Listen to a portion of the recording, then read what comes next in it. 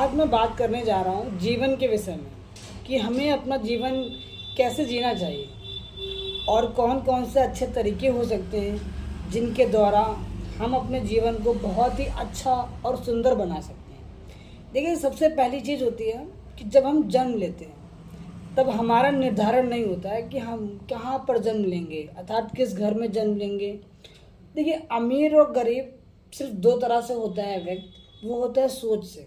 अगर कोई किसी की मदद करना जानता है तो वो दुनिया का सबसे अमीर व्यक्ति है।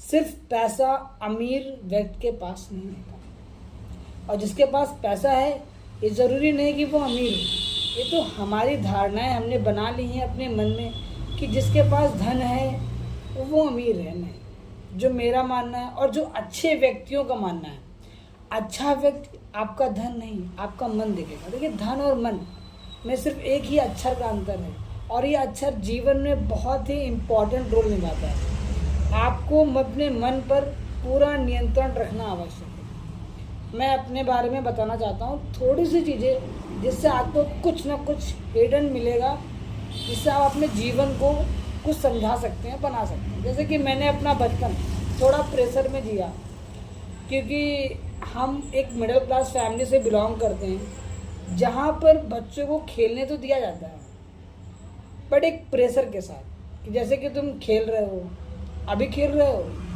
पढ़ाई नहीं करोगे, जीवन भर खेलते ही रहोगे, नाले के कीड़े हो तुम। ये एक फेमस डायलॉग है मेरे घर का, और इस मोहल्ले में थोड़े कुछ फैमिलीज़ का एक फेमस डायलॉग है मिडिल क्लास फैमिली का कि तुम नाले के कीड़े हो, तुम कुछ नहीं कर सकते। जब ये पिता अपने बच्चे से ये कहता है कि तुम नाले के कीड़े हो, उस बच्चे के दिल पे क्या गुजरती है किसी को नहीं पता। खासकर तब अगर वो यंग है, तब तो बहुत कुछ हट होता है उससे। तो अगर मैं अपने बचपन की बात करता हूँ तो मैं बचपन में बहुत खेला हूँ मैच, और मैच खेलने के लिए मैंने कई पेनल्टी का भी सहारा लिया, जैसे कि मुझे मारा भी गया। हालांकि इतना मैच मेरा भाई नहीं खेला जितना मैं खेला हूँ। मैं घरों से फान कर जाता था, मेरी बगल में आंटी रहती है, मैं उनके घर से फान कर जाता था मैच खेलने। तो आता था, पेनल्टी पड़ती थी, मार खाता था मैं। और पतंग भी मैंने खूब उड़ाई है, पतंग के चक्कर में ही मैंने अपना ये हाथ तोड़ लिया था। अर्थात मैंने कोशिश पूरी की है अपना बचपन जीने की, जितनी कोशिश मैं कर सकता था, और मैंने की है। मेरे पास अपने बचपन की बेस्ट मेमोरीज हैं कि मैं बता सकूँ। मैंने कंची भी खेली है, मैंने टिक्कल भी खेले हैं, और मैंने लट्टू भी नचाया है। लट्टू नचाने की बहुत कोशिश करता हूँ पर नचा नहीं पाता हूँ, अभी भी नहीं नचा पाता। तो ये जीवन के जैसे जैसे क्रियाकलाप होते हैं, आप बढ़ते जाते हैं, आप अपने स्तर पर आते जाते हैं। तो बचपन में सोचा था कि मैं जब बड़ा हो जाऊँगा, मेरी दाढ़ी आ जाएगी, मैं लंबा हो जाऊँगा और मैं स्मार्ट लगूँगा, तो जो प्रेम होता है मैं उसमें जाऊँगा। पर जब छोटा सा था तब ये सोचता था, तो दाढ़ी अच्छी लगती थी। पर जैसे जैसे एज इंक्रीज़ करती गई, फिर मैं आता हूँ जैसे कि 12 से 40 ईयर की जो एज होती है, उस एज में आप किसी काम के नहीं होते, किसी काम के नहीं। आप घर का कोई काम नहीं कर सकते हो, क्योंकि आप एक ऐसी एज में हैं, ना वो परिपक्व एज है ना अपरिपक्व एज है। आप वहाँ पर डेवलप हो रहे होते हो, आपके अंदर काफ़ी हार्मोनिकल चेंजेस भी होते हैं, जिसके कारण आपकी आवाज़ थोड़ी मर्दों वाली हो जाती है और आपकी मेंटालिटी थोड़ी चेंज हो जाती है, आप में थोड़ा एग्रेशन आता है, और काफ़ी कुछ चीज़ें आपके अंदर बदलती रहती हैं। तो जिसके कारण आपके अपने मन के जो भाव हैं वो बदलते रहते हैं। तो मैंने उस एज को भी देखा है, और बहुत ही गौर से देखा है कि वो एज कितनी ख़राब एज है। और लड़कों का तो फिर भी चल जाता है कि वो घर से बाहर निकल जाते हैं, बट इस एज में लड़कियों का क्या हाल होता होगा मुझे नहीं पता। I don't have any idea, ठीक है, तो इस बारे में मुझे नहीं पता। फिर एक एज आती है 15 से 20 या 22 साल की एज, या 25 साल तक, 15 से 25 साल की एज। ये दो चीज़ों को लेकर चलती है। पहली चीज़, आपके बॉडी में पूरे हार्मोनल चेंजेस हो चुके होते हैं, जिसके कारण आप अट्रैक्शन की ओर भागते हो, कई चीज़ों की ओर भागते हो, और आपके अंदर खून जो होता है वो गर्म होता है लड़ाई के लिए। आप लड़ाई के लिए, लव के लिए और पढ़ाई के लिए, इन तीनों चीज़ों को लेकर काफ़ी पैशनेट होते हैं लोग, काफ़ी पैशनेट हो जाते हैं इस एज में, जो मैंने देखा है अपनी लाइफ में, और मैंने अपने दोस्तों में भी देखा है। जो 15 से 25 साल की एज है वो काफ़ी अनोखी एज है। क्योंकि वहाँ पर आपके अंदर उत्साह बहुत होता है, एनर्जी बहुत होती है, हर एक चीज़ में आप एक एनर्जेटिक होते हैं और हर एक चीज़ आप एग्रेशन करके पा भी सकते हैं। बट जो मेरी एज थी, मैं मतलब थोड़ा फैमिली से जो था मेरा, वो थोड़ा डिफरेंट टाइप का था कि मुझे घर से बाहर निकलने में थोड़ी प्रोवाइडेड थी कि मैं इतने समय से इतने समय निकल सकता हूँ। तो वो जो जीवन था वो शायद मैं उतने अच्छे से नहीं जी पाया जितने अच्छे से मुझे जीना चाहिए था। तो मैं थोड़ा बाहर की दुनिया से उतना इंटरेक्ट नहीं हो पाया जितना मुझे होना चाहिए था। पर मैं अब हो रहा हूँ, अब बाहर की दुनिया से इंटरेक्ट हो रहा हूँ, पर मैं खुद को बड़ा कमज़ोर महसूस कर रहा हूँ। मुझे लगता है कि मैं दुनिया कैसे जीतूँगा, मैं कैसे इस दुनिया को अपनी मुट्ठी में भर लूँगा और मैं कहूँगा कि आज मैं सफल हो चुका हूँ। मैं अपनी सफलता में सच में बताना चाहता हूँ, मुझे पैसा नहीं चाहिए। सच में मेरे मन में पैसे को लेकर कोई भी अट्रैक्शन नहीं है और ना रेस्पेक्ट को लेकर है, कोई मेरी रेस्पेक्ट करे या ना करे, I don't care about it. और तीसरी चीज़ होती है कि मुझे कुछ जीवन में ना कुछ सरकारी नौकरी चाहिए और ना कोई ऊंचा पद चाहिए। मेरा जीवन बस इतना सा सुंदर होना चाहिए कि कोई मेरे साथ हो तो मैं उसकी मदद कर पाऊँ, कोई मेरे घर आया तो वो मुझसे भूखा ना जाए। और घर भी कुछ ज़रूरी नहीं है मेरे लिए, क्योंकि मैं कुछ वैरागी टाइप का इंसान हूँ और मैं अभी कंफ्यूज हूँ अपनी लाइफ को थोड़ा सा लेकर कि मैं क्या करूँ।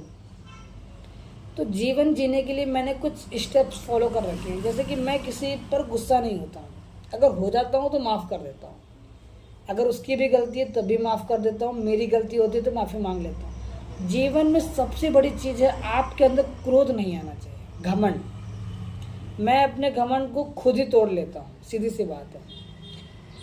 घमंड किससे करना चाहिए? घमंड किसी से नहीं होना चाहिए। आपको पता है कि आप सही हो तो घमंड किसी बात पर हो ही नहीं सकता आपके अंदर, सीधी सी बात है। घमंड किस बात का?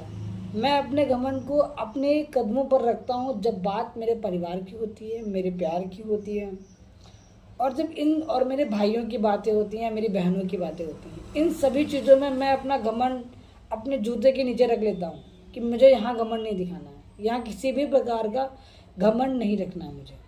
मेरे लिए मेरा परिवार, मेरा प्यार और ये सभी चीज़ें आवश्यक हैं, ठीक है। दूसरी चीज़ होती है, किसी ने आपका कुछ भी बिगाड़ दिया हो, कुछ भी आपका कुछ भी छीन लिया हो, जीवन से आपसे अनोखी चीज़ ले ली गई हो, इस ज़िंदगी ने ले लिया हो या आपके किसी खास पर्सन ने ले लिया हो या आपकी फैमिली ने ले लिया हो, तो आपको उसके प्रति कोई भी क्रियाकलाप नहीं करनी है। और जीवन का सबसे बड़ा पहलू है मुस्कुराना। आपको हमेशा मुस्कुराते रहना है। जीवन में कुछ भी हो आपके साथ, आप कितने ही डिप्रेशन में हो या कुछ भी आपने या कुछ भी स्ट्रगल कर रहे हो अपनी लाइफ में, सबसे इम्पोर्टेंट चीज़ होती है मुस्कुराना। आपको हमेशा मुस्कुराते रहना है। दूसरी चीज़, आपके जीवन में एक लक्ष्य अवश्य होना चाहिए जिसको आपको प्राप्त करना चाहिए, जो लक्ष्य सभी की भली के लिए हो, सिर्फ अपने मतलब के लिए ना हो। इन सभी चीज़ों को ध्यान में रखते हुए आपने हमारा भारतीय संविधान तो देखा ही होगा आपने, आपको अपनी ह्यूमन राइट्स, देखिए अधिकार और आधिपत्य दो अलग चीज़ें होती हैं। आप किसी व्यक्ति पर आधिपत्य नहीं दिखा सकते, आप सिर्फ अपना अधिकार और अपना सम्मान वो अगर देना चाहता है तो आप ले सकते हैं। ज़बरदस्ती किसी भी रिश्ते में और किसी भी चीज़ में अच्छी नहीं होती। समझदारी का फैसला लेना बहुत ही आवश्यक होता है अपने जीवन में। इसलिए सबसे इम्पोर्टेंट चीज़ है, कभी भी गुस्से में फैसले मत लें। अपने आप को बहुत ही सहजता से इस जीवन को निखारते हुए चलें। संघर्ष बहुत ही आवश्यक है। सिर्फ जीवन में खाना पीना सोना जागना ये जीवन के स्तर नहीं है मनुष्य के लिए, ये सिर्फ जानवरों के लिए बने हैं। खाना पीना सोना जागना बस, मनुष्य के लिए ये जीवन नहीं बना है। मनुष्य को हमेशा निरंतर संघर्ष करना चाहिए। जो भी गलत हो रहा हो उसे सही करने के लिए, जो सही हो उसे और बेहतरीन करने के लिए ये संघर्ष हर मनुष्य के जीवन में होना आवश्यक है। और संघर्ष भी कई तरीके से होते हैं। आपने मजदूरों को देखा है, वो जीवन भर संघर्ष करते हैं, पर उनका संघर्ष सफलता पाने के लिए नहीं है। उनका संघर्ष सिर्फ और सिर्फ एक जीवन जीने के लिए है।